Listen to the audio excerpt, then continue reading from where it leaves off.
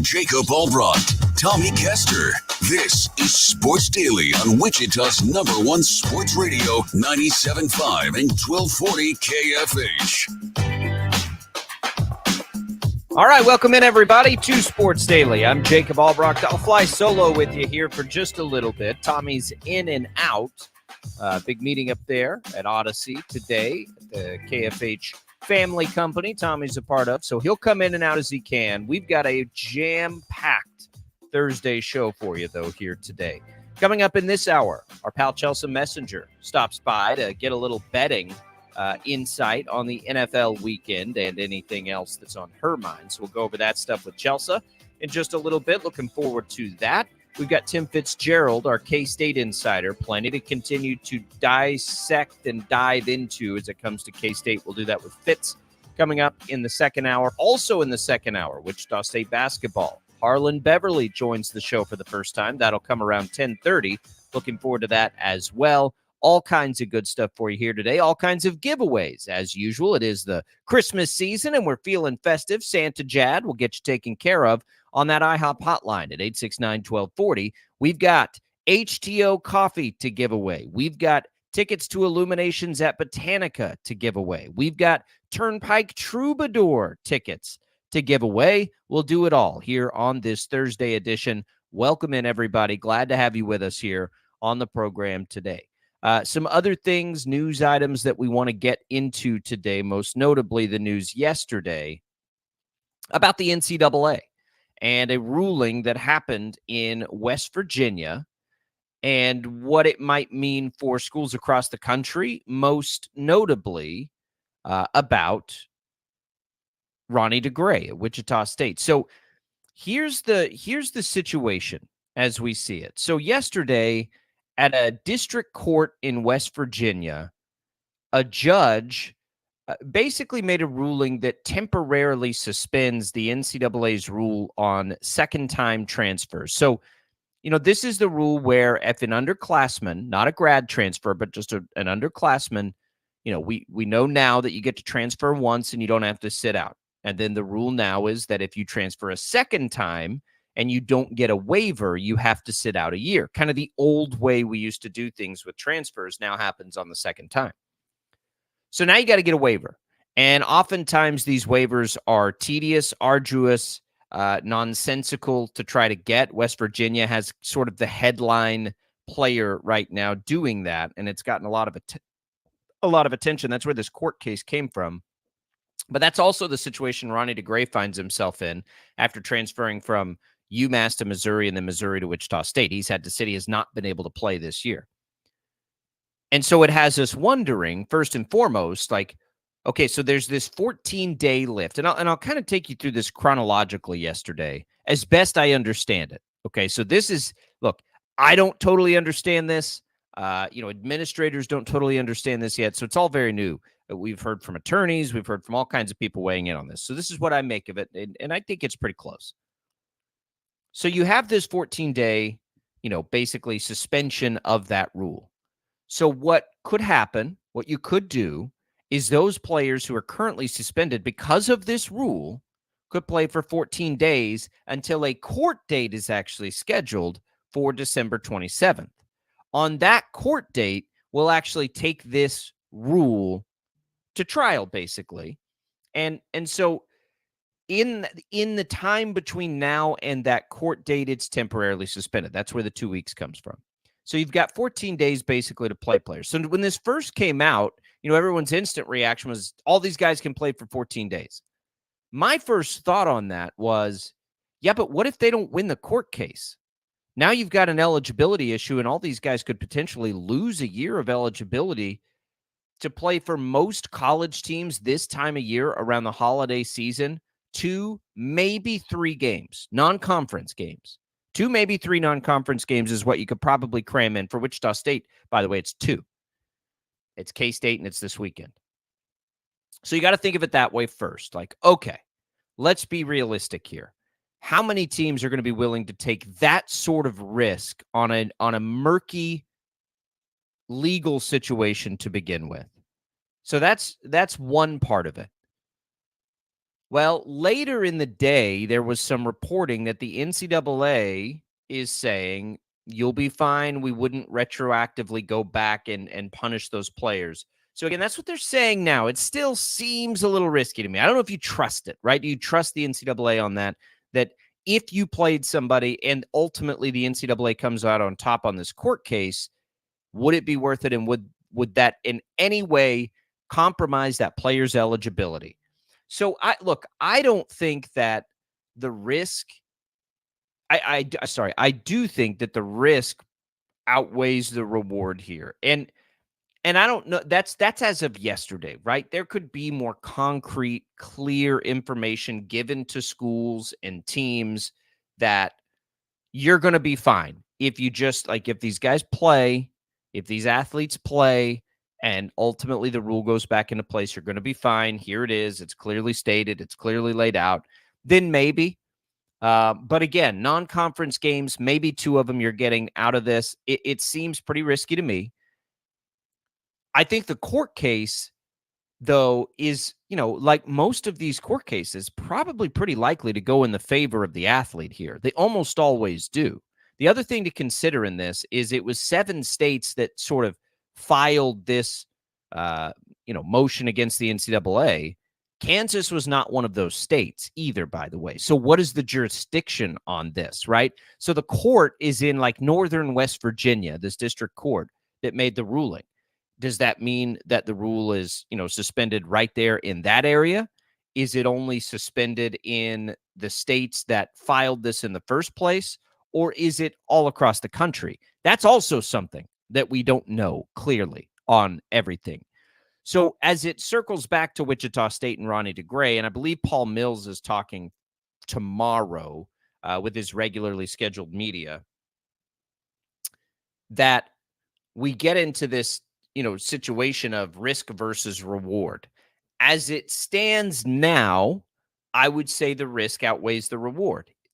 But that's and that's almost like yesterday, not even now. Now there could be a lot more information. So we'll know. I don't think Wichita State would do anything unless they were crystal clear that there wasn't the inherent risk involved in doing it.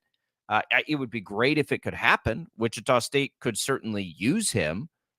But, from an X's and O's perspective, you get a guy on the court for the first time, you get him on for 2 games, and he isn't able to keep playing. How much good does that actually do you in the grand scheme of things? It would do you some good if he ultimately, gets clearance to do this, if this rule is basically taken away. And I think in its current iteration, it probably will go away. I think the judge even taking this and saying they had a good enough case to take it to court is probably a pretty damning sign for the NCAA. What's interesting is I think most, administrators and coaches and everybody probably like this rule. So but it's not good for the athletes. It's never good for the athlete when they can't have the freedom to move around. But the implications of this are much larger than what we're seeing right in the forefront of right now, right? In this transfer portal era, guys moving around has become such a part of college athletics that it drives people nuts. And even people who are very much pro NIL and pro athletes earning do not like the transfer stuff that's happening. I think absolutely one transfer has to be allowed for free. This is where I kind of, if you listen to this show, I'm very pro player compensation and all these things. But this is where it gets a little dicier, and this is where I think ultimately the convergence of NIL and whatever else happens with that and the control that universities are ultimately going to get on this is where I think all of this ends with athletes being able to earn, but it being tied to some sort of work contract. Athletes being able to take NIL incentives, but having it tied to a contract. So essentially, if you remember Charlie Baker's, the NCAA president's letter, it talks about, having trusts in these things and, getting basically one more tier up of college athletics. And so if you can get that, you can have these trusts. I think what will happen there is it will say, yeah, you get this pot of money if you complete X amount of time with us. It's similar to a work contract any of us, take on. And I think that's probably the way I've thought about it for years and years makes the most sense. It helps, give stability to the programs, and it helps the athletes ultimately, and it prevents this Wild West nature of tampering and everything that's happening right now, which is, even as pro athlete freedom as I am, I don't like this either, right? I don't like athletes being, reached out to by representatives and coaches while they're still trying to finish a season. I mean, you can't have any of that. So they've got to get through all of that and be able to take it through and get it where it's more clear and concise in how this works. I think this transfer thing's a part of it. And I think with that work contract, you can make that pretty clear, because it's a work contract now, right? And you're being compensated, you can't leave, right? If you leave, there is a non-compete basically in your contract. If you leave a second time, if this is your second time to leave, you don't get to play for a year. So we'll see. I think, the legalities of this almost never go in the NCAA's favor, because they're not legal the way this system is set up in the first place. So we'll see. That's the ruling that happened yesterday, a temporary lifting of that second transfer sit-out rule. That is what's messing with Ronnie DeGray's eligibility right now. I would pump the brakes, though, on thinking just immediately right now, right this second, that he'll be announced as a player for Wichita State. We'll have to see. It could totally happen. I think it's dicey, and I think the risk-reward right now is not crystal clear and not in his favor, but that could very easily change over the next 3 days before Saturday's game. And we'll see. They're going to have time yet to probably hear from the NCAA on their specific case. Is he okay to play, and will that potentially compromise his eligibility in the future? If they get the all clear, then why not get him out there? But if they don't, just be careful. I just don't think we have the answer yet. We could get the answer. We could get the answer at any point. At any point, they get that all clear from the NCAA. Boom, there, Ronnie DeGray could play. But just we're going to have to wait on that and just be a little. It's not as easy as, they lifted the rule, everybody gets to play now. We'll see. Yeah. It's got to go through a lot of systems. A lot of that depends on whether or not you can actually trust the NCAA, either to clarify it or even to go by what they clarify once they've actually said it. I mean, you're kind of right in the idea of it being, you got to be a little cautious around this, because really, how far do you trust the NCAA?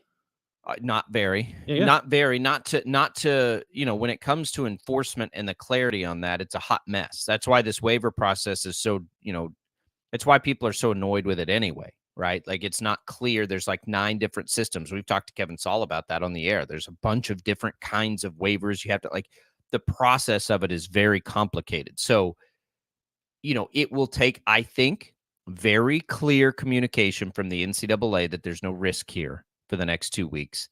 And if there's not, I hope Ronnie DeGray plays. Look, I'm rooting for him to play. It's silly that he can't play anyway.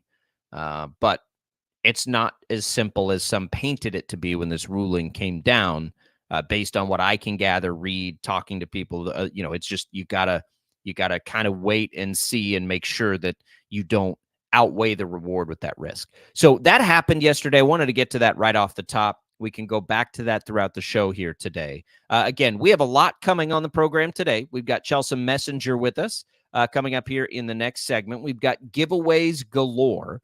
Turnpike Troubadour tickets, Illuminations at Botanica tickets, HTO Coffee, all of that coming for you. Tim Fitzgerald, our K-State insider, coming up in the program. Speaking of Shocker basketball, Harlan Beverly will stop by for the first time this year. Looking forward to all of it with you. I'm Jacob Albracht, Jad Chambers producing. Tommy will be sort of in and out on the program today. Want to remind you that primetime NFL games from Westwood One are available live for free right here on KFH and on the Odyssey app. Tune into KFH tonight for Thursday Night Football. Chargers facing the Raiders in Las Vegas. You can simply download the Odyssey app and search for KFH at kickoff if you're not right by your radio. Speaking of Thursday Night Football, let's take a break. We'll come back. Chelsea Messenger, our betting insider, joins us with that game and more on a football weekend. That's next on Sports Daily.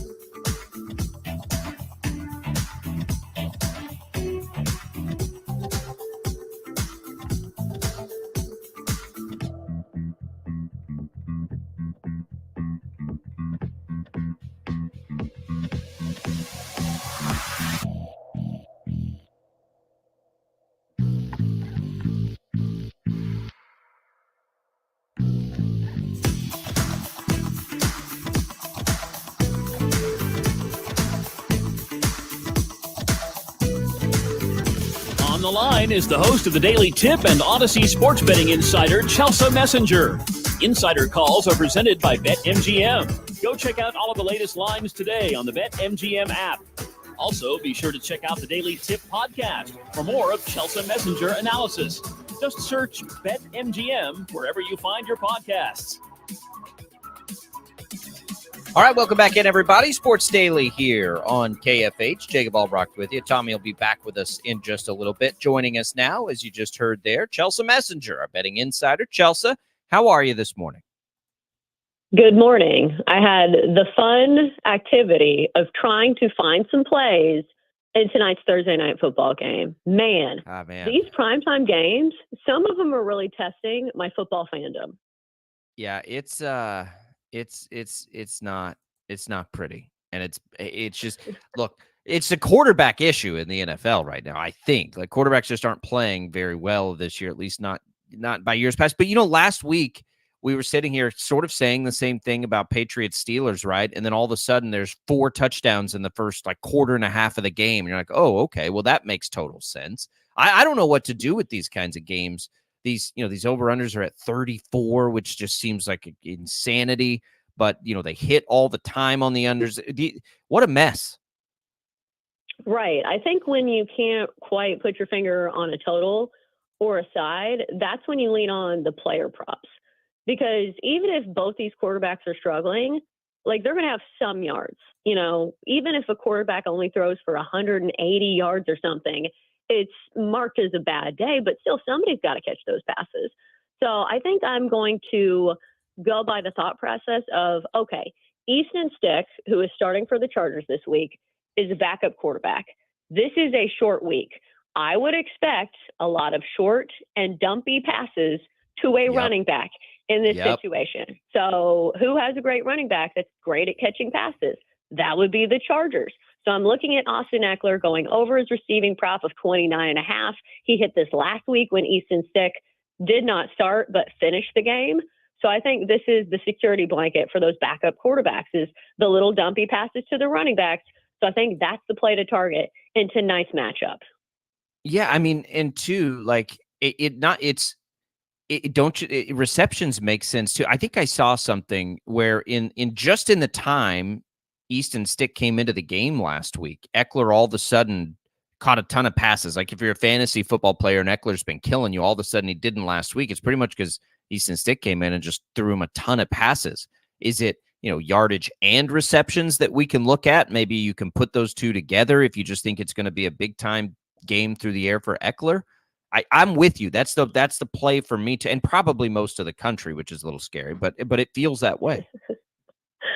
Right. I think I do yards instead of receptions just because I think I've talked about this before. I want to play a prop that has the ability to go way over. When you're looking at receptions, I think the line may be 3.5 today for minus 150. I don't really love that number, but he only had 5 catches last week.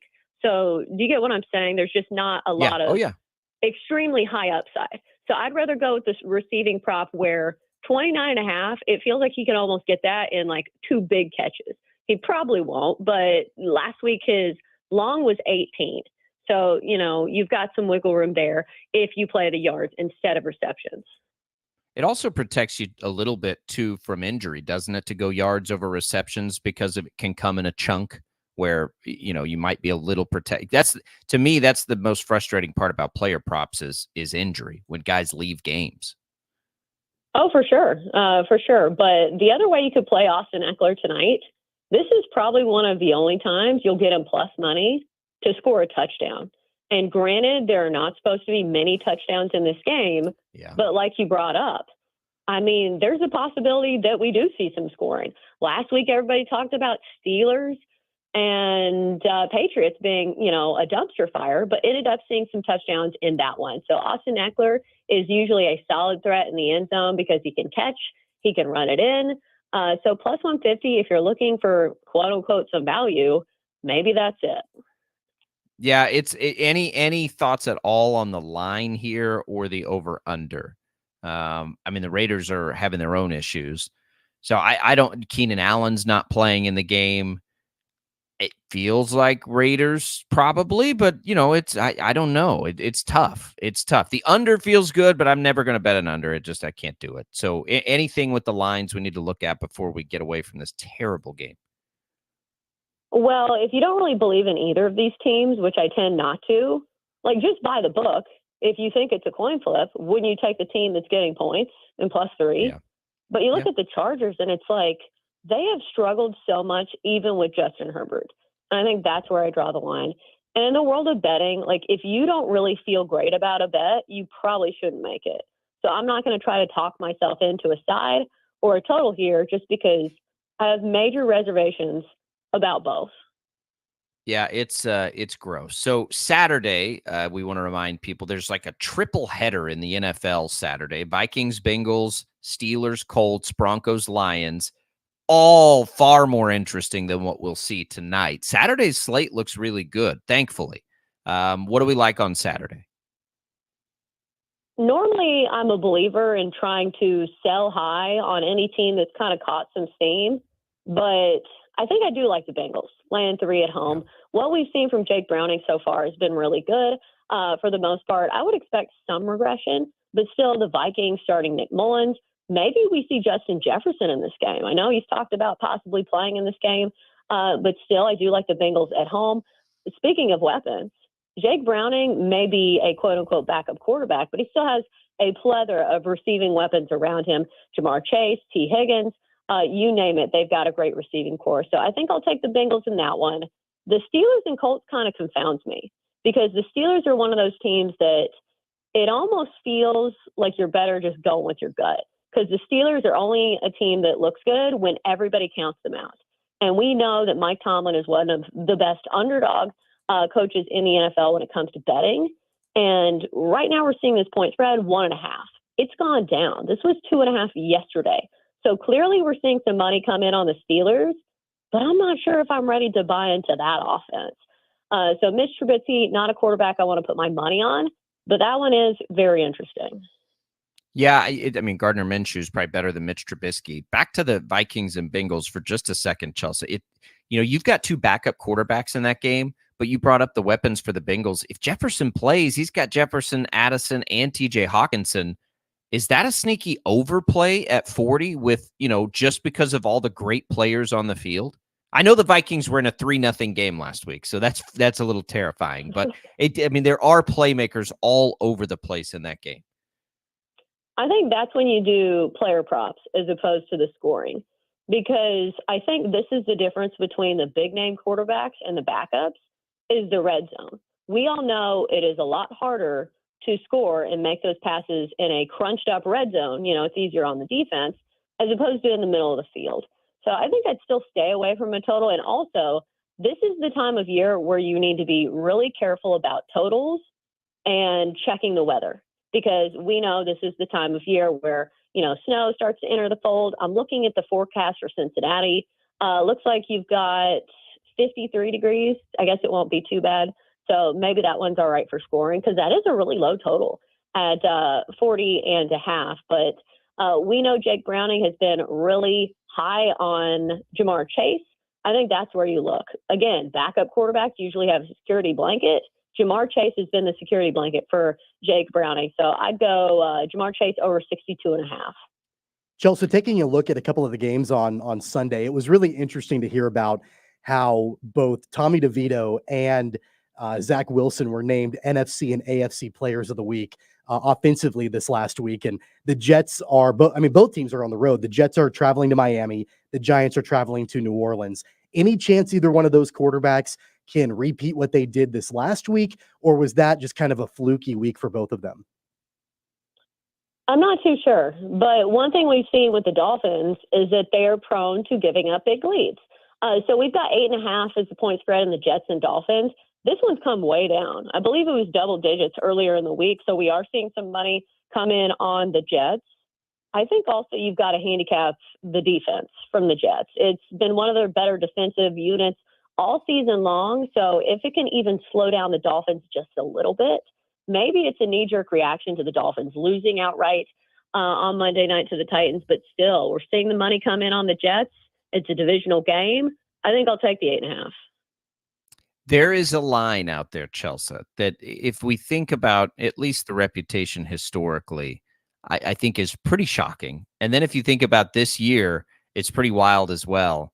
The Cowboys are dogs to Buffalo. Now it's in Buffalo. Does that surprise you at all with the reputation Dallas carries and has over the years? And they've been good at covering this year, but they're underdogs against Buffalo on the road here.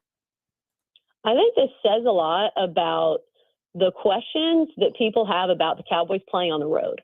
Because if you look at the Cowboys when playing at home, man, are they good. But if you look even at Dak Prescott's splits, when he's playing on the road, he's a different quarterback. He's still a good quarterback, but still the completion percentage goes down to 63.5, 8 touchdowns to 4 interceptions. So I think this is a true litmus test this next few weeks for the Cowboys to see if they are truly the team. Because I know they had that big win over the Eagles, but still the Eagles were in a really tough spot, really banged up, and had played a bunch of really tough games in a row. So I think the line's actually correct in this one. And this is also a game that has big implications for the MVP race. Because right now, Dak Prescott, I believe, is your favorite to win the MVP.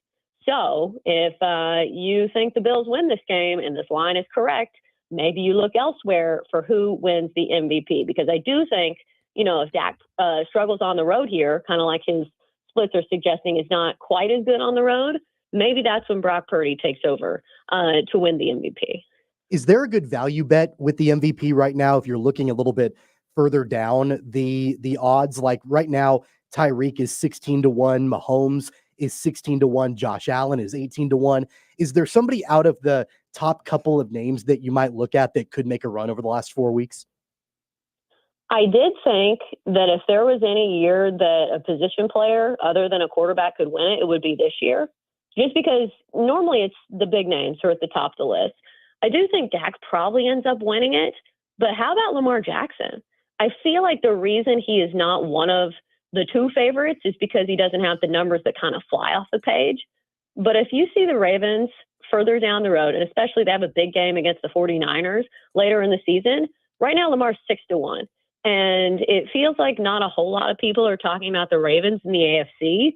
But now that your Chiefs have kind of fallen by the wayside a little bit, it would not shock me if we see Lamar Jackson make a surge at the end of the year. And at 6-1, winning MVP, somebody who's done it before, would not shock me one bit. All right, Chelsea, we've got to talk Chiefs here. Look, the Chiefs are as confusing a team as any. They, give 8.5 points on the road. It feels like a stay the hell away game, but do you see anything with the Chiefs-Patriots game we need to know about? It's kind of weird because usually in the NFL, it seems profitable to zig when everybody else is zagging. And I know Kansas City is kind of the punching bag right now, and the Patriots have, actually won a game. But still, I think the last time we saw this scenario, the Chiefs actually covered. They have been pretty good in this spot where they're laying big numbers. Like, obviously, they've lost outright in some of these situations where they're laying a touchdown or less, looking at that Eagles, Packers, and Bills game. But against the Raiders, 9-point favorites, win and cover. Against the Broncos earlier in the year, 10.5-point favorites, win and cover. I should note the time they lost to Denver, it was only a 7-point spread. So when they've been big favorites this year, they've actually covered pretty nicely. So maybe this is a spot where Kansas City gets a cover, but I think you're right. This is not a team that I necessarily want to put my money on. And I think you could say the same thing about the Patriots. All right, Chelsea, before we let you go, what are some of your favorite bets this weekend that we haven't talked about?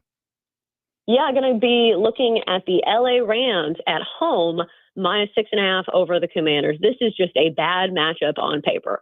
All season long, the Commanders have had one of the worst secondaries in the league, giving up the most fantasy points to opposing quarterbacks of any team in the NFL. Now they get a red-hot Rams offense that scored 30-plus points in 3 straight games. Matt Stafford, during that stretch, 10 touchdowns to only 1 interception.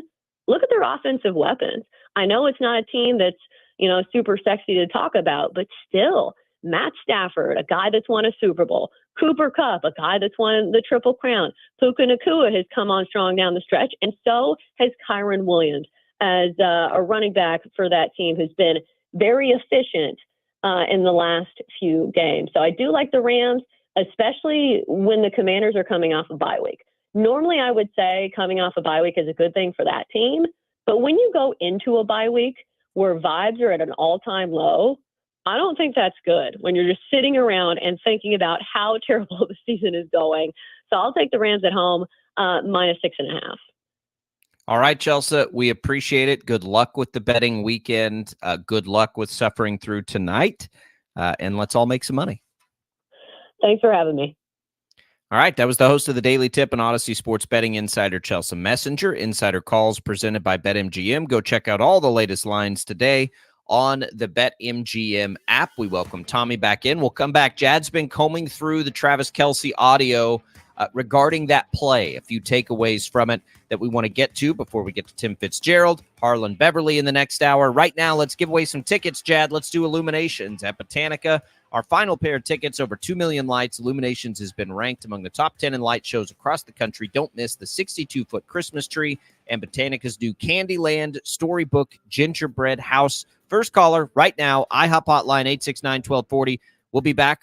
We'll talk about Kelce and Tony and all things Chiefs here in our next segment.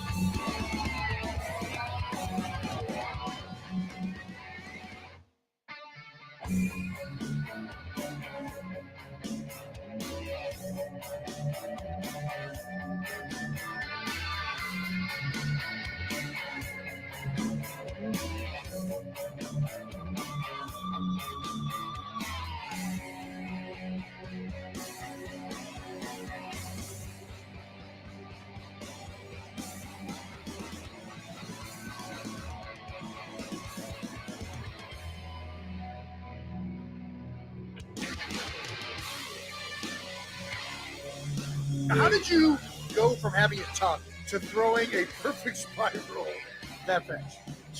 Honestly, man, it was such a bang. Like, I caught it, turned upfield, saw the single high safety. I knew it was man coverage. Saw the single high safety coming down. Knew I had broke the container below the guy chasing. And when I made the safety that was coming down to try and tackle, when I broke his ankle, I knew it was 2-on-1. You knew Tony's guy when he was the only guy left. Yep. I know KT was over there from the route he ran, and I saw him out of the corner of my eye in a lateral position, in a position where I knew if I could get him the ball, I knew he had space to score a touchdown. What did Andy say when you got to the sideline? I didn't talk to Coach Reed. You didn't talk to him? Dude. And in retrospect, could you imagine if that didn't work? If that got tipped. No.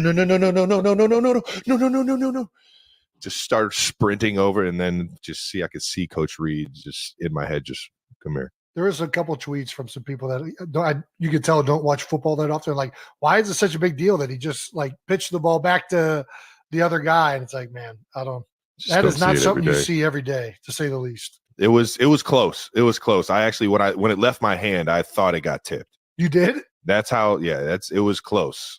It was extremely close. So you probably won't see me doing that every single game. I promise you guys. That was a little too close for comfort. But oh my gosh. Yeah, I went up to KT today, man. And I told him, I was like, man, we had that place rocking. Dude.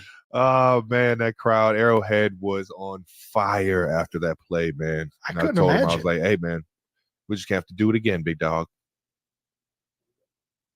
There you go. Travis Kelce talking about that play. So a couple of things for me, Tommy. I was certain that was a designed play. I've been saying that. I was wrong. That was totally ad-lib. So I was wrong about that. That makes it maybe a little less frustrating, honestly, to me, that wasn't something they had been setting up and working before. It's hilarious. Do you believe that? Do you believe that it was? I do. Yeah, I do.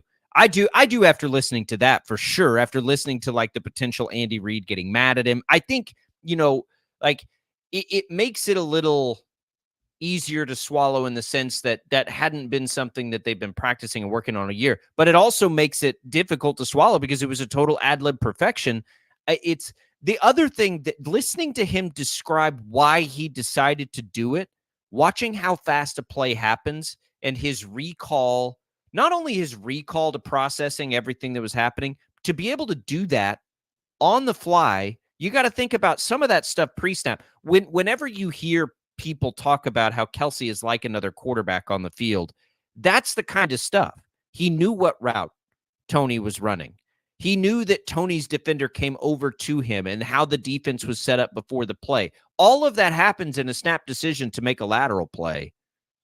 We're just impressed that he put one on the money. That was wild. So, man, oh, by the way, that's the New Heights podcast, which you can download on the Odyssey app. where you heard that with he and his brother Jason Kelsey.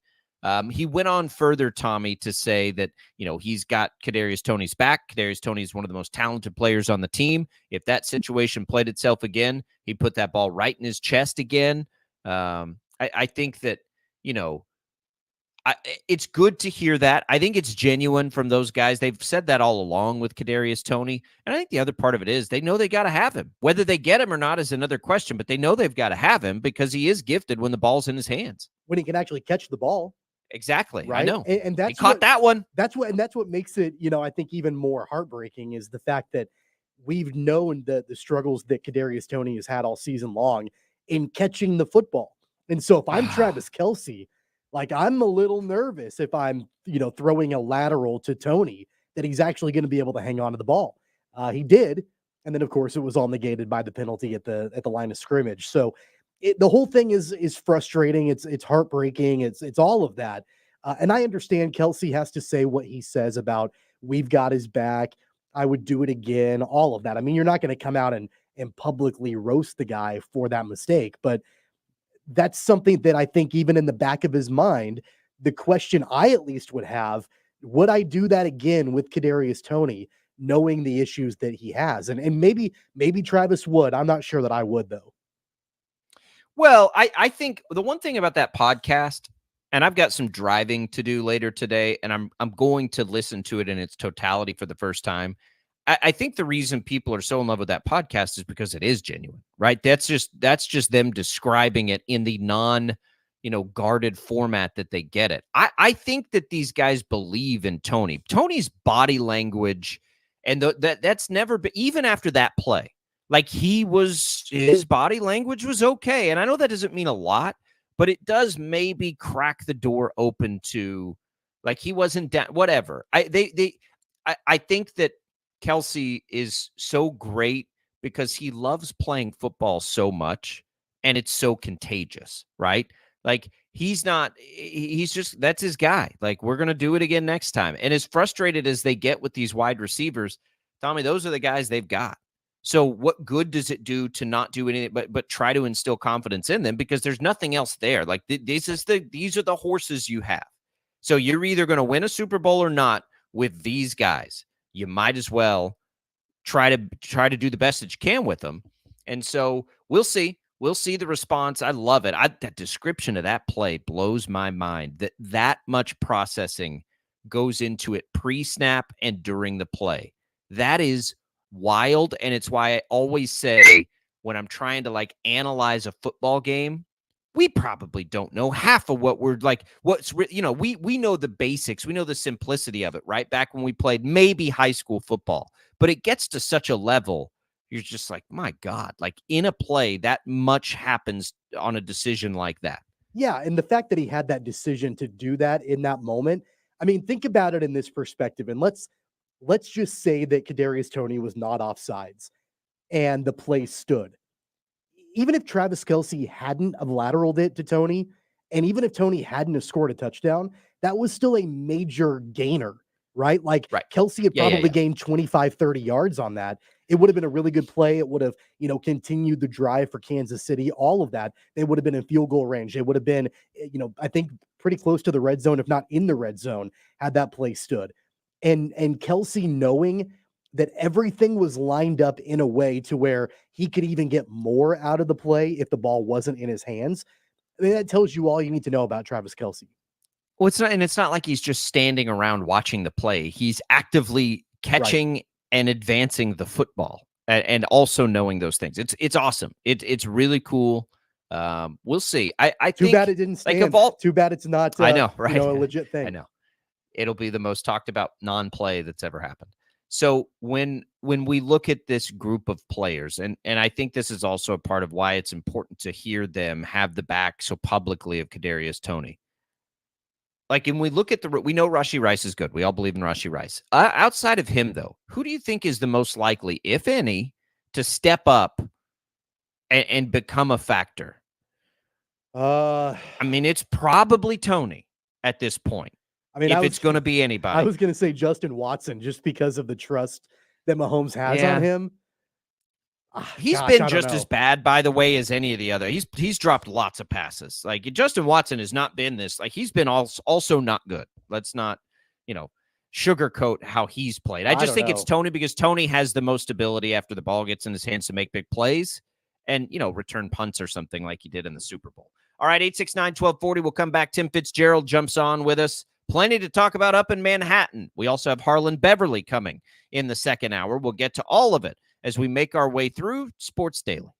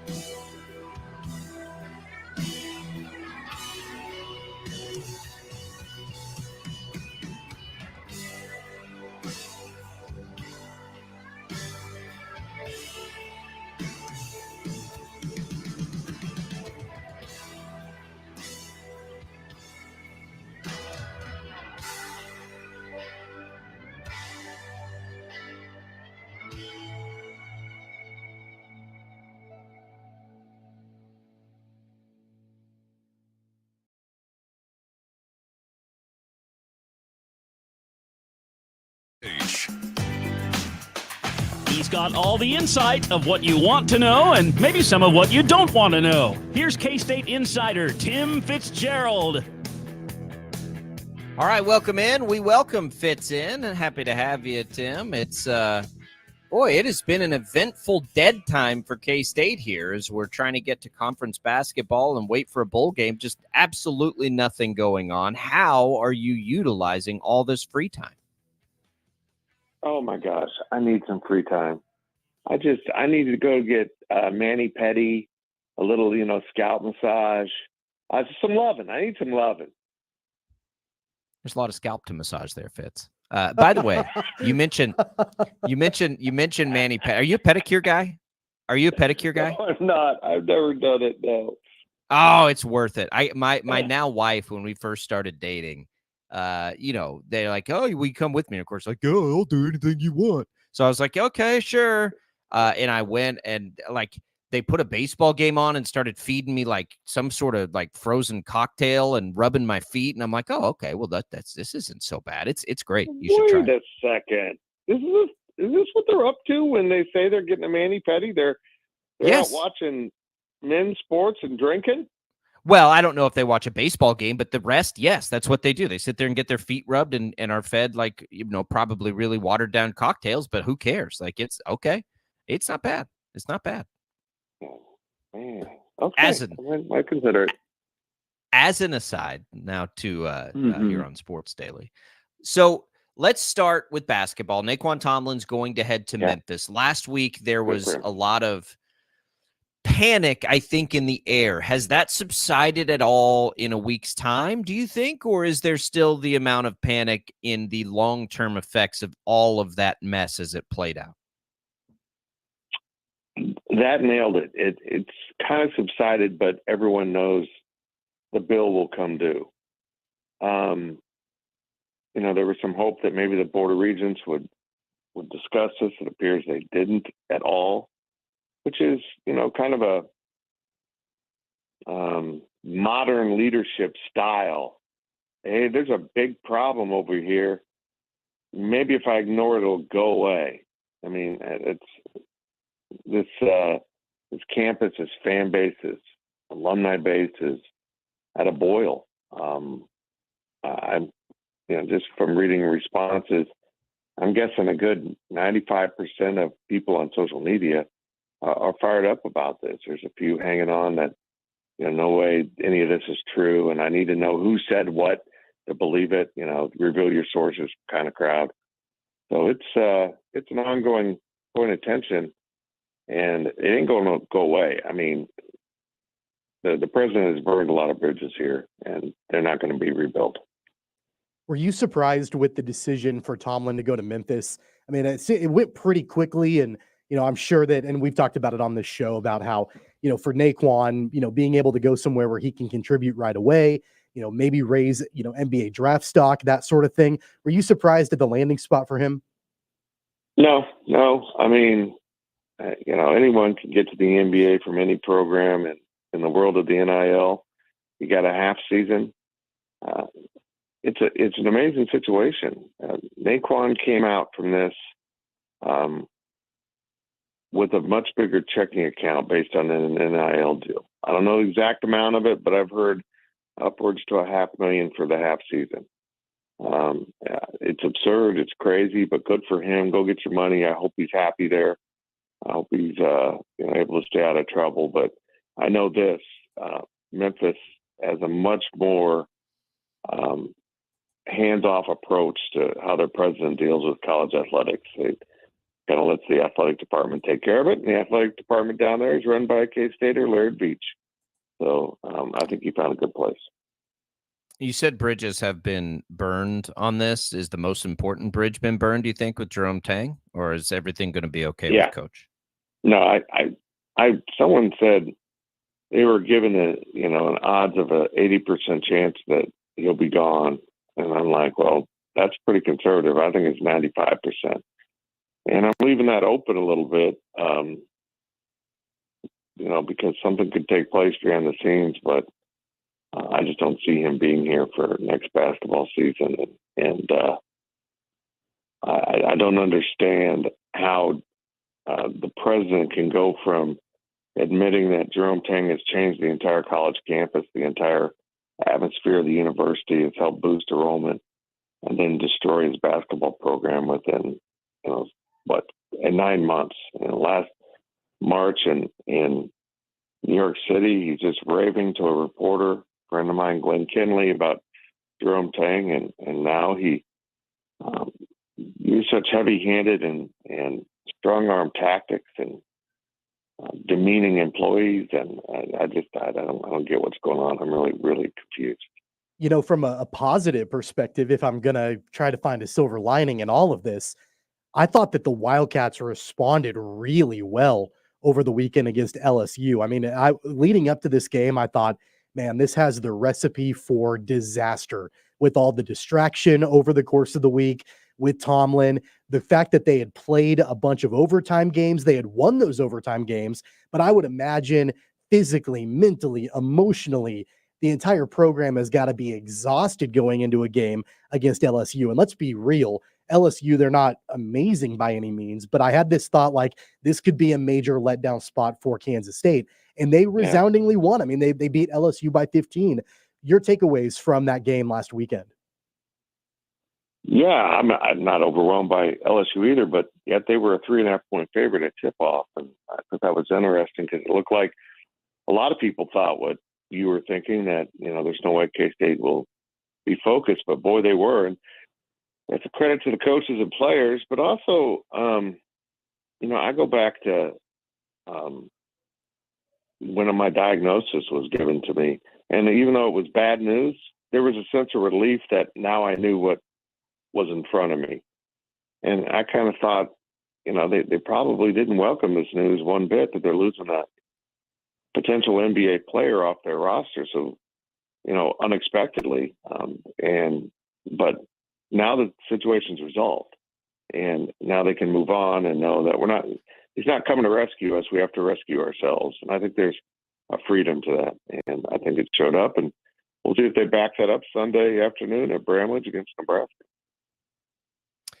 Fitz, I got to go back to your thoughts there. 95% chance. I just want to be clear to the listeners. Is that based on what you're hearing from people, or is that based on just observing the situation? Both, but mostly hearing. I mean, mostly what I've been told directly. So it's a really unfortunate situation. K-State athletics was rolling. K-State as a whole was seeing an increase in student applications, and now the big reason for that is going to be unwrung. So I just keep coming back and I ask why was this necessary? I'm not sure I can explain a lot of things that have taken place in this. And so if that's the sense of things, if people have any indication that might be happening, is there any way to salvage that? And I know you left the window open, but I mean, like, more specifically, like, I would guess the biggest power players would be behind and supportive of Tang in this. Could there be sort of a mutiny of like, no, we're not getting rid of Tang. That's not going to happen. Something else will happen.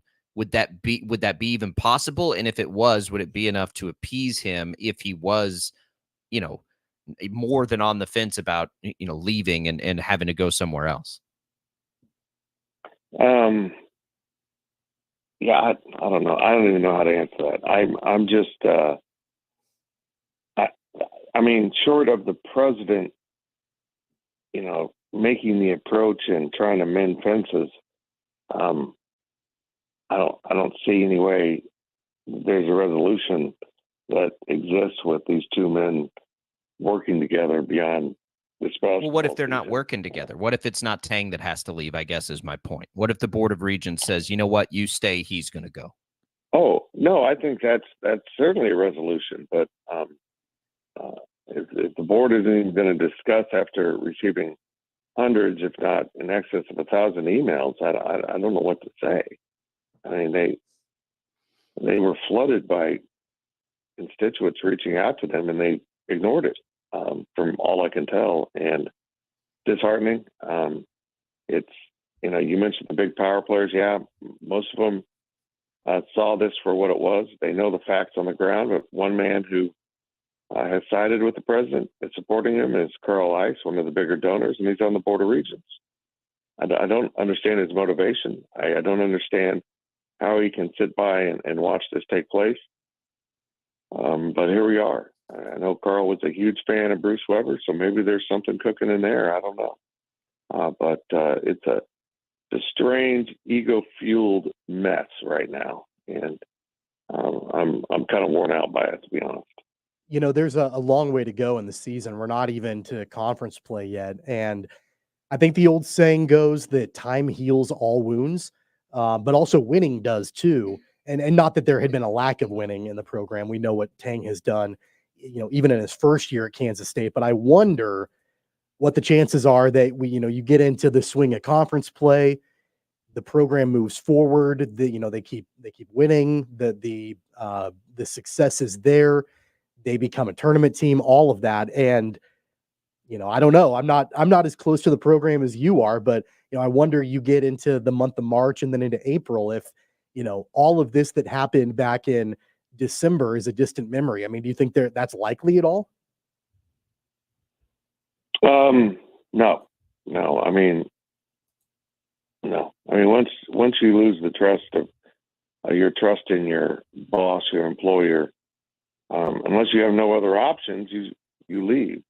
And he's going to have options. I've already got people reaching out to me from other schools wondering how real this is. So, yeah, he's going to be a hot commodity. What he did last year, unless his team totally collapses, I don't see any way how that anything from this year will wipe out last year. But no healing of wounds here, I fear.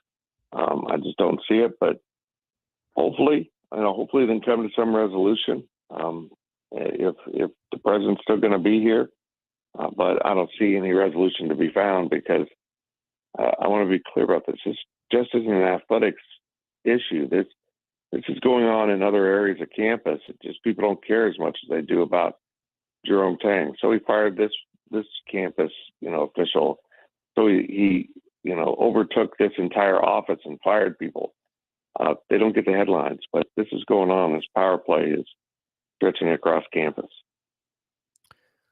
All right. Well, not unrelated. We're seeing a lot of transfers. Kobe Savage's outfits. Like, it has been a golden era of the last couple of years for K-State, a Big 12 championship, the run last year for basketball.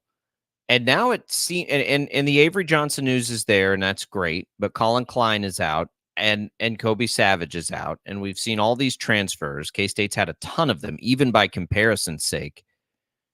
Is the steam, is this momentum going away? Like, are the NIL opportunities and all of these things still there for a lot of these guys, or what's going? It just feels uneasy up there, not just with Naquan Tomlin, but with everything. Yeah. I mean, this is modern football. I mean, I read just the other day that it's an average of 11 or 12 scholarship players per program are in the portal. I think K-State's at 13 or 14, so they're not much off of that. Kobe Savage stung. That one surprised everyone, including me and the coaches.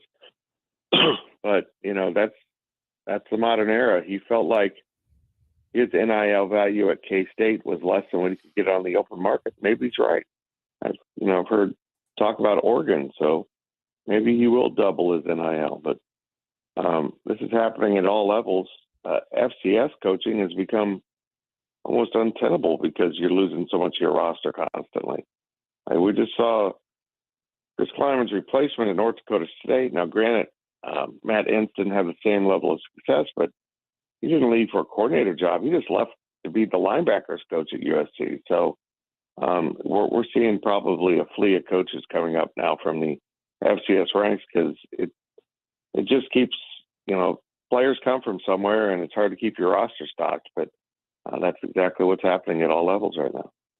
I know that the major concern would be what happens next season as Chris Kleiman is building this roster or rebuilding it, I guess, with all the transfers and everything.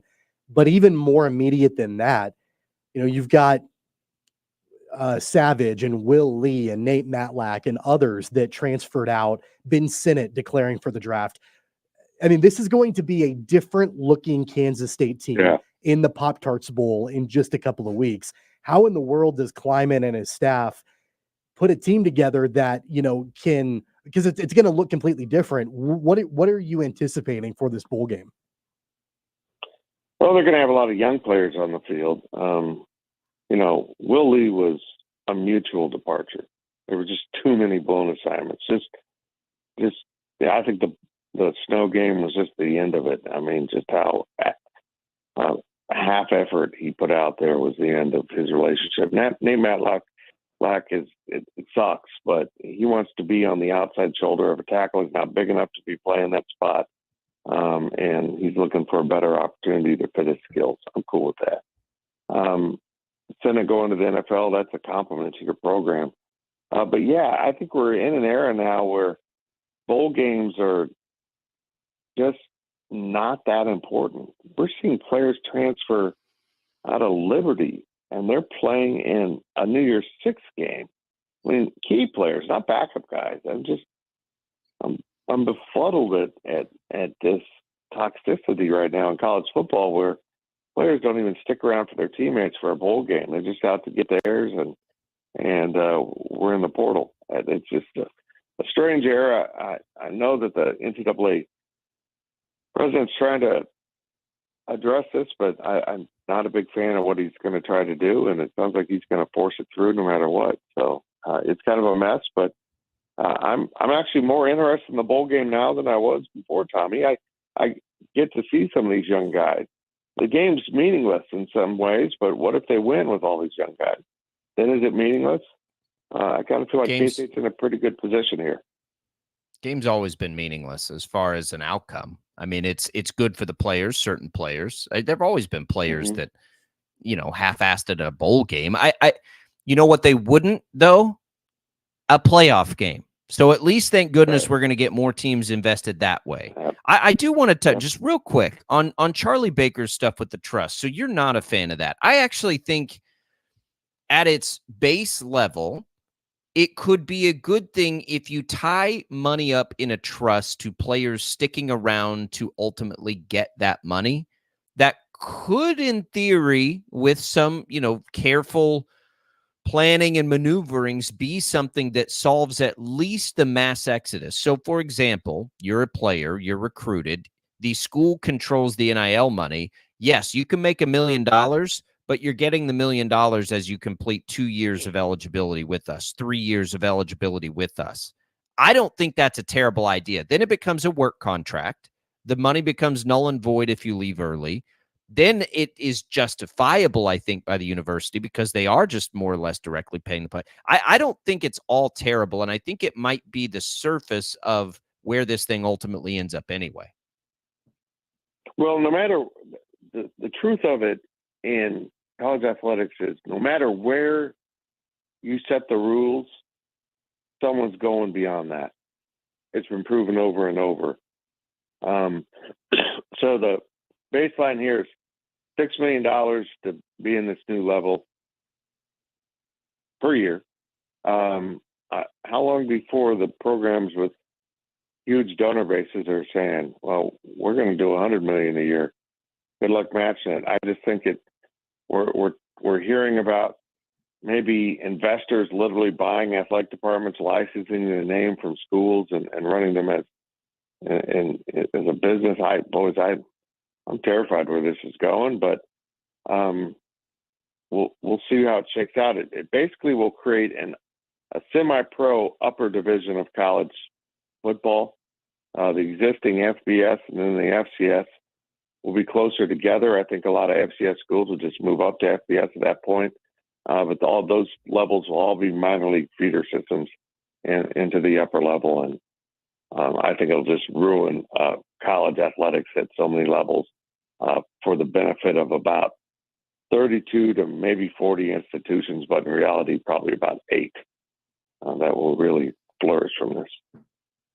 Well, it's been a very depressing segment, Fitz. What are you happy about? What do we have coming at GoPowerCat.com? We released 2 podcasts today. one is up already. The other one is our first ever actual video version of our podcast. Comes out at noon 1, somewhere in there. We got some fun stuff. Got their 60% off sale. If you're intrigued by all this, we are tracking it closely at Go PowerCat for our subscribers. And not just that, I mean, we've got a lot of other moving parts here. So we're still having fun. It's a blast to cover K-State sports. I hope this fun spell of having these two wonderful head coaches doesn't come to an end, let alone losing Gene Taylor, the AD. But we'll keep plugging away and covering K-State sports. Hey, Fitz, I just want to mention one thing that could probably put you in a good mood: a mani-pedi. If you go out and get a mani-pedi, yes, it's going to put you in a great mood. I know, but my feet are ticklish. And I've never done the mani portion, but the pedi is worth it. You'll be fine. They know how to handle ticklish feet. Come on, these are professionals. So, what if I kick a little woman in the head by accident, and then I've got a whole nother controversy on my hands or on my feet? One of them. But yeah, I can't take they're more. Professionals. We need pictures, and we'll do it. Fitz, hope all is well in your battle right now, in your personal life, in your health life. It's a gift every time we get to talk to you. We appreciate it. We appreciate the hard work on the ground up there. And let's talk again next week. Okay, that sounds good. There goes Tim Fitzgerald, publisher, gopowercat.com, at Life of Fitz on social media. Follow along, everybody. I look, it's the unease we feel around it down here has certainly been something that I think is felt up there right now. And Fitz is in the middle of it. And that's, that perspective is real, at least from what I hear from K-State people. They're nervous right now about a lot of different things.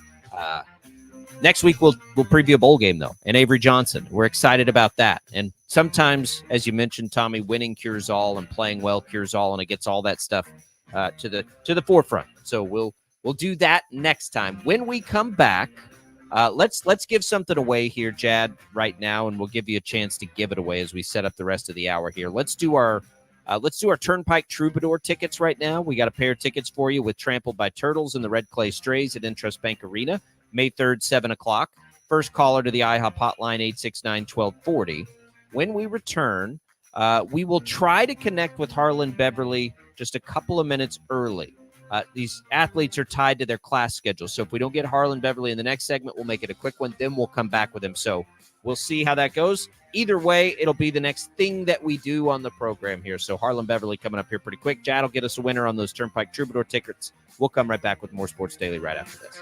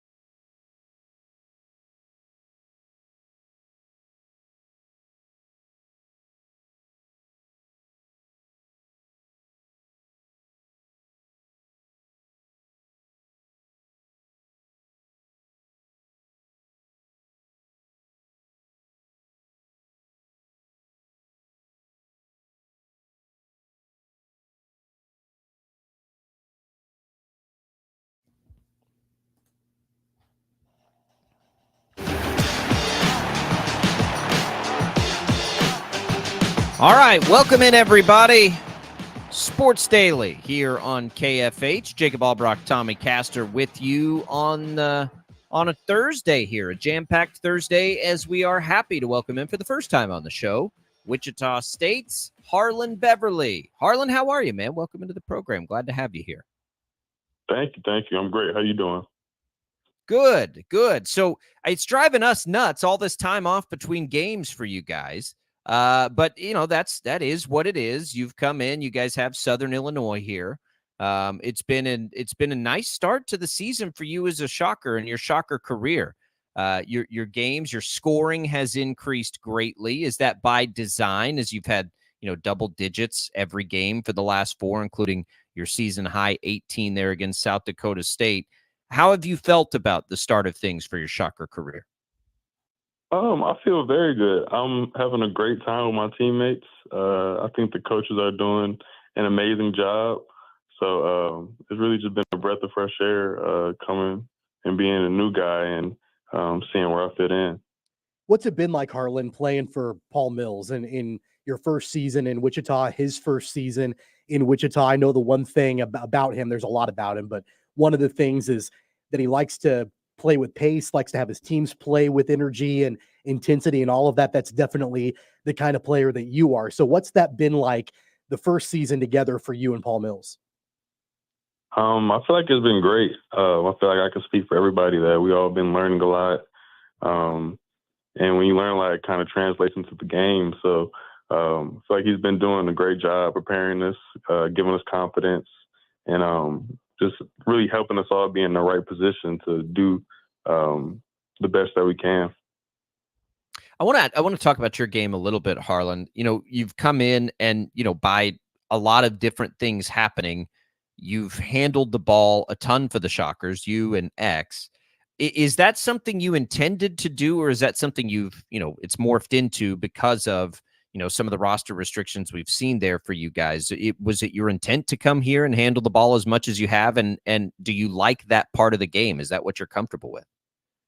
I mean, I feel like my intention was really to come in and just be a contributor in any way possible, whatever was needed for the team. And so far, I've had to be a distributor of the ball, score a little bit, and really defend. And I don't feel like the roster had anything to do with it. I feel like it just like I'm a kind of all around player. And like I said, Coach Mills just really puts us all in a spot to do what we do best. Harlan, I want to go back to the game about a week and a half ago in Columbia when you guys played at Missouri. You had 12 points and you had a ton of rebounds. And, depending on where you look, some places say 15, some places say 17, but a double-double for you regardless. You really were active on the boards, and that's something that, you're playing one of the guard positions, but yet you're super active rebounding the basketball. Did that particular game, was that just the way that things kind of played out for you, where you were in the right place at the right time, or is there a big focus on you, trying to get as many rebounds as possible? Yeah, honestly, it was a little bit of both. I do feel like the ball came to me sometimes and I was just in the right place. But at the same time, I do understand as a guard, when you get rebounds, it kind of makes it easier to kind of push the pace, get the ball up the court a little quicker. So I know all of our guards honestly do a great job rebounding between me, Xavier, and Kobe. So that was just it's always good when you can get a guard the ball as quick as possible, and that happens with the rebound. Yeah, you guys have been a great rebounding team this year. I on the other side, though, for your bigs specifically. So again, this is me as like an amateur game watcher and just like bigger picture. It seems to me like you guys are at your best when you're getting offense out of your bigs, Poto and Ballard, some combination Absolutely. of it. Is that something that you guys are actively working on? I know it and so when we watch it, when we see those two not score a ton against South Dakota State and the team overall struggle, do you think there's a direct correlation to the offense from those guys to ultimately the team success?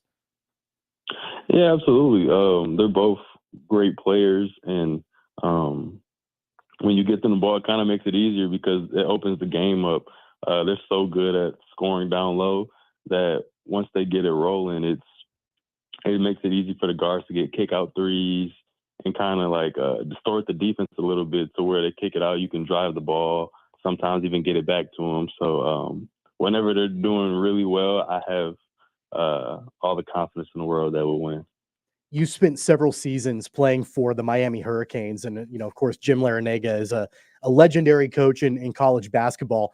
Are there any aspects of your game or the way that you play that you took from your time at Miami that you bring to Wichita, or anything that that you've developed your skills down there to bring to Wichita? How does that work? It was, I feel like I got more growth mentally. I feel like I understand that nothing is given to you. You have to work for everything. No matter like how highly you were ranked out of high school or how well you did the game prior to, it's always what's next. And you have to be ready to compete and grow every single day. And I feel like I really learned that you have to have a growth mentality to be successful. Harlan Beverly, Wichita State guard, joining us, first year with the Shockers. So let's spend some time getting to know you, Harlan. Detroit, Michigan. A Lions fan? This year I am. Oh, okay. Bandwagon. Well, it might be a good time to jump off that bandwagon. I was going to say, like, what in the world's going on with your Lions? What is? Tell us about you growing up. Detroit's a cool, an area maybe a lot of people don't know about. But what have you brought from a Detroit upbringing here to Wichita, Kansas? I feel like I brought my just kind of even keel, never get too high, never get too low personality.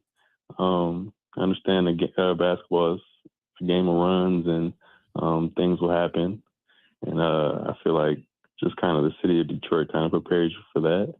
And yeah.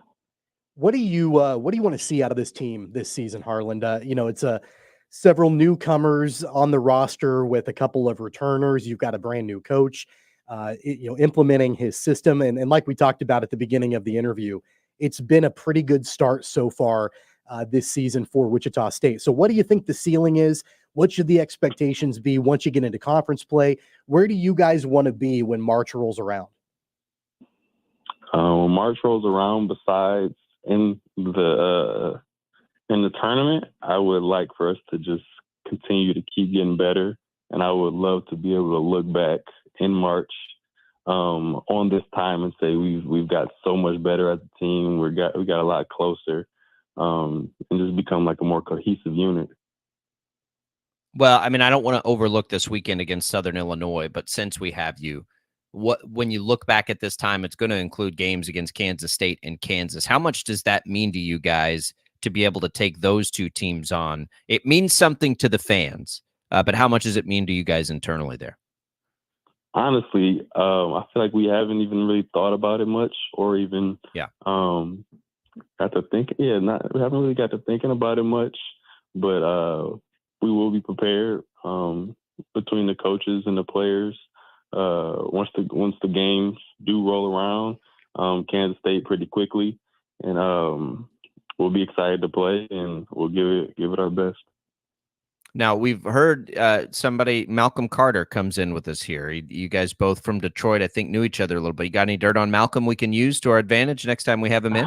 I love Malcolm. He was my closest cousin's next door neighbor, and we also went to school together, so I know Malcolm really well. I actually got to see him a few times while I've been out in Wichita, probably not as much as I should, but he's absolutely the best, and I'm really glad that somebody that I know that well is out here with me. Well, listen, if you can think of anything we can use incriminating against him, send it to us. That was way too nice. We can't use any of that. Harlan, Absolutely. we appreciate it. Thanks for stopping by. Let's do it again. Good luck this weekend. You guys get Southern Illinois. You'll feel it from the fans when Kansas State and Kansas are coming. I promise. That'll be fun for you guys, but stay healthy. You guys keep at it, and we'll talk again soon. Perfect. Thank you so much. Thanks for having me. There goes Harlan Beverly. First visit with him, Wichita State guard, who is really starting to blossom into a big piece of this team. Scoring continues to rise. Responsibility in the offense continues to rise. And that's what we expected as he comes in from the University of Miami. So we'll continue to watch that. I'll tell you, there is a piece of it, Tommy, for him that reminds me of Craig Porter, and it's the confidence piece. The give me the ball, the never back down. I think we're kind of scratching the surface here with Harlan, and we'll see as they make their way into the conference schedule. Yeah. I think all right, so Jad, go ahead. No, I think so okay. too. I think that, he's got that pace that he plays with, the energy he plays with, meshes well with what Paul Mills wants to do. I'm with you. I think that we're going to be watching something blossom. Yeah, we can see it. It's there. All right, let's give away, Chad, our final thing today, which is some Brewhouse coffee from HTO.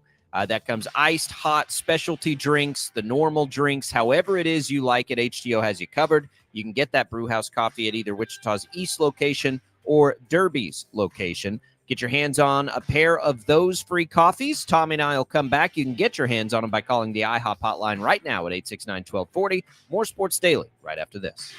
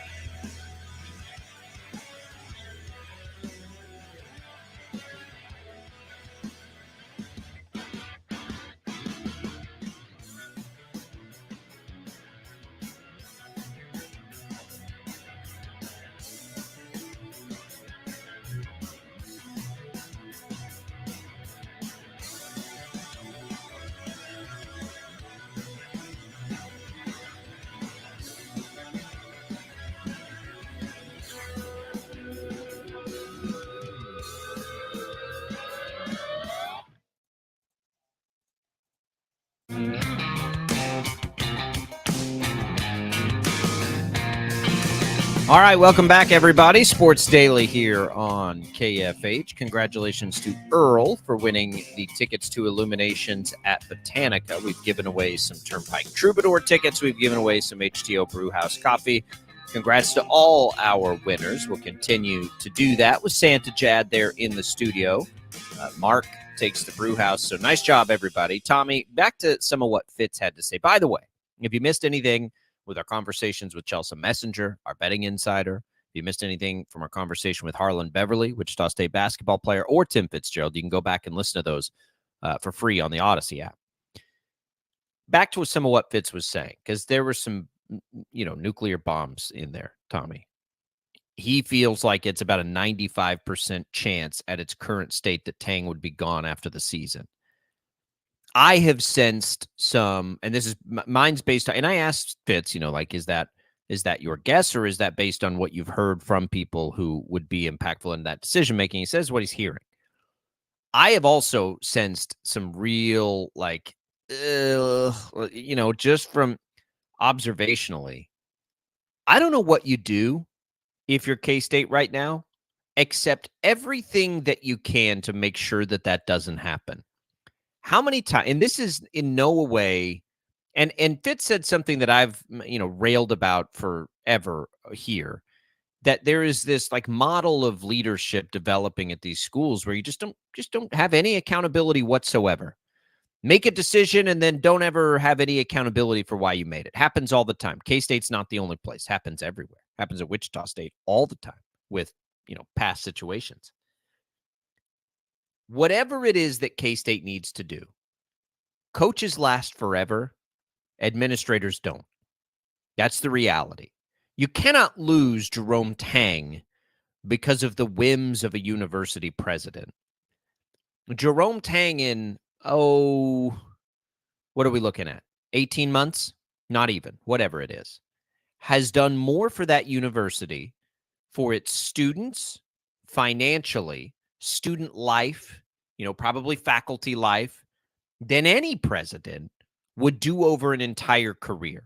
And I know people roll their eyes at that, academic types, but there's a reason these coaches make the money that they make, because their impacts on the university are massive. Who's been the most impactful, person in the history of Kansas State University? Would you guess? Bill Snyder, 100%. So, it's you just cannot you cannot let pettiness like this compromise the long-term impacts, especially when everything Jerome Tang has done has been character-driven, has been student-driven, has been to make life at Manhattan, in Manhattan and at Kansas State University better.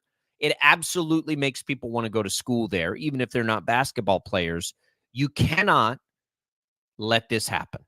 Or it's another case of absolutely misreading the room and understanding what really matters and what people care about. But the one area that I will counter to you on, you call it pettiness. I don't think it's pettiness. This is a legitimate issue where you have a university president that has undermined the head basketball coach. And I don't think that's petty at all. I mean, that's a That big, part that's a is big, massive That's not pettiness. situation, right? What's petty is to not have a conversation Right. with the person you undermine. And look, What's the thing petty about is if the Board of Regents doesn't even bring this up for a discussion, like it's not something a Board of Regents should literally be talking about because it affects the university. and here's the difference with Jerome Tang, rather than countless other coaches around America over the course of the history of college athletics. Rick Pitino. Jerome Tang, his influence is so wide ranging and so far reaching at that university. You mentioned student life, probably faculty life, just the overall culture of the university. Jerome Tang singularly has been responsible for growing that and building that. There are a lot of college coaches, whether you're talking about basketball, football, whatever, that it really, like, they're not really involved in that. Like they're coaching on the field, they're coaching on the court. They may have a lot of success, but they're not ingrained in the culture of the university. And Jerome Tang from day number one has been, and he has been intentional in that. And that's where you are potentially losing the culture driver of your university. It is Jerome Tang. You know what? It's Jerome Tang more than it is Chris Kleiman. That's not a Sure. knock on Chris Kleiman. Chris Kleiman is a No. great football coach, but Jerome Tang is the culture guy at that university. And if he gets run out of town, then I mean that's a huge, massive mistake, not only on the court, but probably more importantly, what happens at that university long term. He's only been there 18 months. Yeah. You're And it's looking at- transformational. It's been transformational in 18 It's- months. You've got a second Bill Snyder. Most places don't get one of those. Yeah. You've got a second one. It doesn't have like I want you to like the cataclysmic mistake that could happen. Think about Mike Leach had this impact on Texas Tech and Lubbock, where his personality bled into everything in a positive. And he was quirky and like, but it's still like the impact was there. And when he was gone, because of this, it's a very different situation, but it's again a battle between coach and administration, essentially. Tech's never been the same. It just hasn't been, as somebody that grew up there. Like Mac Brown at Texas. Mac Brown was Texas. Mac Brown felt like Texas. They still haven't recovered from the decision that they made. I'm going to throw a name out there, and it's not the same situation, and for better or for worse. I'm not saying it was all good. Greg Marshall at Wichita State. Like totally. There are some comparisons there. Every situation is different. Right. What we're talking about with Jerome Tang is nothing that Jerome Tang, at least from what we know, did. Right. It's just like that's the give difference. Some grace and some respect to to work our Give way him through the a very autonomy difficult to work situation. through his situation. It doesn't have to be his autonomy. player. It doesn't have to be autonomy, but let him be a part of the process. Yeah. And that's the biggest thing right now that I think has people like Fitz concerned, is because he wasn't involved in the ultimate decision making. And that doesn't make any sense. Look, if the university president needs to step in and make a decision, I've got no problem with that, but you have to at least communicate with Jerome Tang, most namely. And if you're the Board of Regents, you have to at least listen to the concerns of your constituents, right? And I'm just telling you, you cannot let this happen if you're a power broker at K-State. You're missing Bill Snyder 2.0. And you mentioned, you're spot on when you said that there are so many schools that they don't even get one of those kinds of coaches over the course of the years. And how many of those programs would kill to have Jerome Tang on their campus to do the exact same thing that he's done at Kansas State? I mean, I'm with Fitz. I think that the appeal is there. There will be no shortage of suitors when that time comes. There will be jobs that become open if Tang is a candidate for them. Yeah. He's still like just smashing in recruiting. He's recruiting at a totally different level. He's clearly got chops as a basketball coach, was the one piece we didn't know and we learned about, through a year and a half. It's the culture piece. Yep. Like he'd be the best candidate for just about any job because of the impact. Like anybody can see the impact he's had on Kansas State. It's crazy. It's crazy that we're even having this discussion. I honestly can't believe it. But here we are. We'll come back. We'll wrap up Sports Daily right after this.